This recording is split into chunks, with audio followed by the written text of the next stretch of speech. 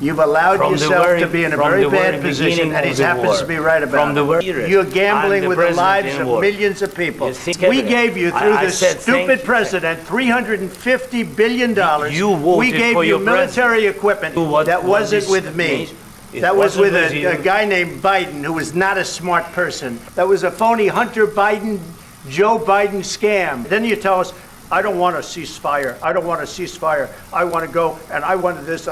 दोस्तों, इस वीडियो में डोनाल्ड ट्रंप यूक्रेनी प्रेसिडेंट ज़ेलेंस्की से ये कहते हैं कि आज यूक्रेन जिस सिचुएशन में है वो सिर्फ तुम्हारी वजह से और हमारे स्टूपिड प्रेसिडेंट जो बाइडेन की वजह से है, जो एक स्कैम था। तुम लाखों लोगों की जानों के साथ जुआ खेल रहे हो। इस वीडियो के बाद पूरी दुनिया के टॉप लीडर्स और सोशल मीडिया पर लोग डोनाल्ड ट्रंप को एक एरोगेंट इडियट का लेबल लगाते हुए ज़ेलेंस्की का साथ दे रहे हैं। पर हम आपको बता दें कि इस वीडियो में डोनाल्ड ट्रंप का लहजा भले ही एक मवाली जैसा है, पर इस बार वो बिल्कुल सही है। कैसे? For the sake of knowledge गौर से सुनिएगा, छोटा सा वीडियो है। यूक्रेन यूरोप का दूसरे नंबर का सबसे बड़ा मुल्क है और ये रशिया के साथ 2300 किलोमीटर की बॉर्डर शेयर करता है और इतनी बड़ी बॉर्डर पर रशिया नेटो के मिसाइल्स और बेसिस बिल्कुल भी अफोर्ड नहीं कर सकता। 2021 यानी कि रशिया यूक्रेन वार से पहले यूरोप को 40% नेचुरल गैस रशिया सप्लाई करता था नॉर्ड स्ट्रीम 1, यामल यूरोप और दी ब्रदरहुड पाइपलाइन के थ्रू। यामल यूरोप और रशिया की सबसे बड़ी पाइपलाइन दी ब्रदरहुड यूक्रेन से होते हुए गुजरती है, जिस पे रशिया ने बिलियंस ऑफ डॉलर्स का खर्चा किया है और इसके लिए वो यूक्रेन को बिलियंस ऑफ डॉलर्स का हर साल टैक्स भी पे करता है। तो रशिया यूक्रेन को नेटो के हवाले कैसे कर दे? 2008 में अमेरिका ने यूक्रेन और जॉर्जिया को नेटो मेंबरशिप ऑफर की थी क्योंकि इन्होंने 2001 में अफगानिस्तान और 2003 में इराक पर हमले में अमेरिका की मदद की थी। पर रशिया के स्ट्रॉन्ग प्रोटेस्ट की वजह से उन्होंने अपना ये ऑफर वापस ले लिया। पर जॉर्जिया, जो रशिया के बिल्कुल साउथ में है, वहां पर अपने मिलिट्री बेसिस एस्टेब्लिश कर एंटी टैंक और एंटी एयरक्राफ्ट मिसाइल्स इंस्टॉल कर दिए। अभी तक जॉर्जिया के अंदर अमेरिका के 13 मेजर नेवी, आर्मी और एयरफोर्स बेसिस हैं जो रशिया की सिक्योरिटी के लिए लगातार एक थ्रेट हैं। 2004 में x Soviet members Estonia, Latvia और लिथुनिया, जो रशिया के साथ कलेक्टिवली 873 किलोमीटर की बॉर्डर शेयर करते हैं, उन्हें नेटो मेंबरशिप दे दी गई, जबकि वो नेटो की किसी भी क्राइटेरिया को फुलफिल नहीं करते। अब इन तीनों मुल्कों के अंदर लगभग 10-12 नेटो कंट्रीज की मिलिट्री प्रेजेंस है और इन तीनों कंट्रीज के एयर स्पेस को सिक्योर करने के बहाने से नेटो फाइटर जेट्स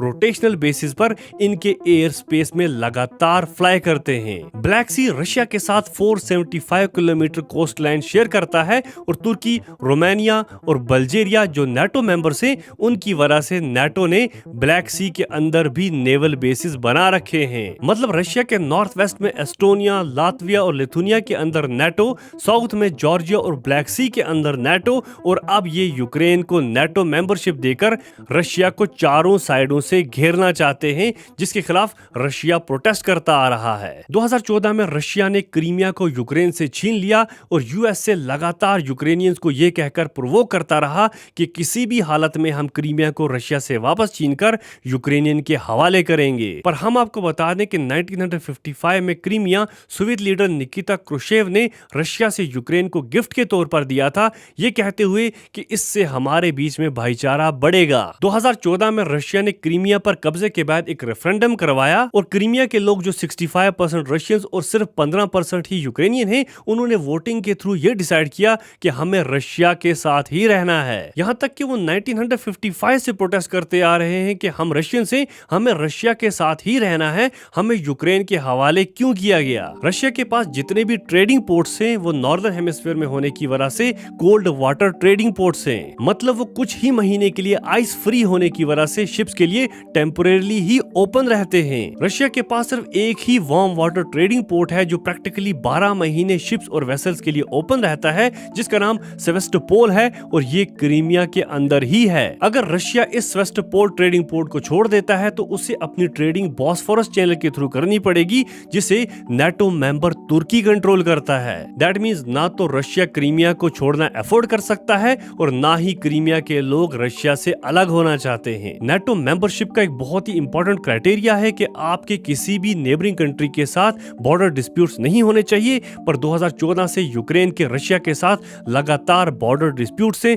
चाहे वो साउथ में क्रीमिया को लेकर हो या ईस्ट में दोम्बस को। फिर एक और criteria, fair treatment with minority minorities. पर एमनेस्टी इंटरनेशनल की रिपोर्ट के मुताबिक 2014 से 2021 के बीच यूक्रेनियन आर्मी ने दोनबस में 14,000 से भी ज्यादा रशियन स्पीकिंग माइनॉरिटीज को मार दिया। यहाँ तक कि इन इलाकों के 2 गांवों में 400 लाशों वाली मास ग्रेव्स भी मिली हैं। फिर भी 2008 से अमेरिका यूक्रेन को नेटो मेंबरशिप देने की पूरी कोशिश कर रहा था, जो 2019 में नए प्रेसिडेंट व्लादिमीर ज़ेलेंस्की के आने के बाद पूरी होते हुए नजर आ रही थी। यूक्रेन के नए प्रेसिडेंट व्लादिमीर ज़ेलेंस्की जो एंटी रशियन हैं, उन्होंने सितंबर 2021 में ओपनली अमेरिका से नेटो मेंबरशिप की रिक्वेस्ट की, जिसे रशिया ने स्ट्रांगली अपोज किया। यूक्रेन पर हमले से पहले रशिया ने अमेरिका और उसके नेटो एलाइज से एक ही डिमांड की थी कि हमें लीगल बाइंडिंग दीजिए कि आप यूक्रेन को नेटो की मेंबरशिप नहीं देंगे, जिसे नेटो ठुकरा देता है, ये कहते हुए कि यूक्रेन एक इंडिपेंडेंट कंट्री है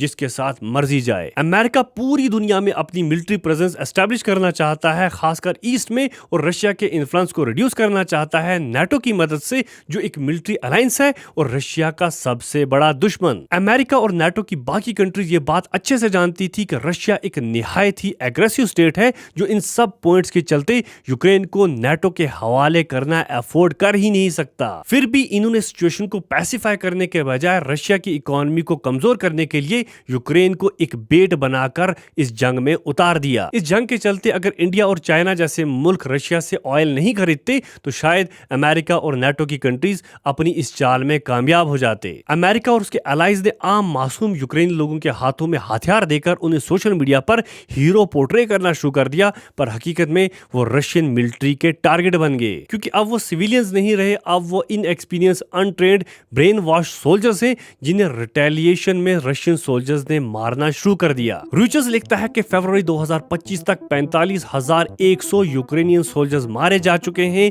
और 3,90,000 जख्मी। यूएन के मुताबिक दिसंबर 2024 तक 12,340 यूक्रेनियन मारे जा चुके हैं, जिसमें 600 बच्चे हैं। 63,000 यूक्रेनियंस लापता हैं। 2,10,000 बिल्डिंग्स जिसमें स्कूल्स और हॉस्पिटल्स मौजूद हैं, रशिया ने लिटरली जमीन के साथ मिला दिए हैं। कीवी स्कूल ऑफ इकोनॉमिक्स के मुताबिक इस हमले से यूक्रेन का $155 बिलियन का नुकसान हो चुका है। इस जंग की वजह से यूक्रेन पर $166 बिलियन का पब्लिक डेप्ट और $120.1 बिलियन का एक्सटर्नल डेप्ट, मतलब टोटल में $286 बिलियन का यूक्रेन पर कर्जा है। लास्ट, रशिया के पास है दुनिया का सबसे बड़ा नॉन न्यूक्लियर बम, जिसे फादर ऑफ ऑल बम्स कहा जाता है, जो 1/2 स्क्वायर किलोमीटर के रेडियस में किसी भी चीज को वेपोराइज मतलब पिघला सकता है। और वार एक्सपर्ट्स इस बात को लेकर डर रहे हैं कि कहीं रशिया गुस्से और फ्रस्ट्रेशन में आकर इस बम का इस्तेमाल यूक्रेन में न कर दे, जिसकी वजह से लाखों मासूम यूक्रेनियंस अपनी जान गंवा बैठेंगे। यही वजह है कि ट्रंप इस वीडियो में ज़ेलेंस्की पर गुस्सा थे, क्योंकि वो अच्छे से जानते थे कि एक्स यूएस प्रेसिडेंट्स जो थे, उन्होंने यूक्रेनियंस को इस जंग में बेट बनाकर उतारा है। US secretary of state Henry Kissinger ने एक बार कहा था कि अमेरिका की दुश्मनी खतरनाक है, पर इसकी दोस्ती जानलेवा। शायद व्लादिमीर ज़ेलेंस्की ने उनकी ये बात नहीं सुनी थी।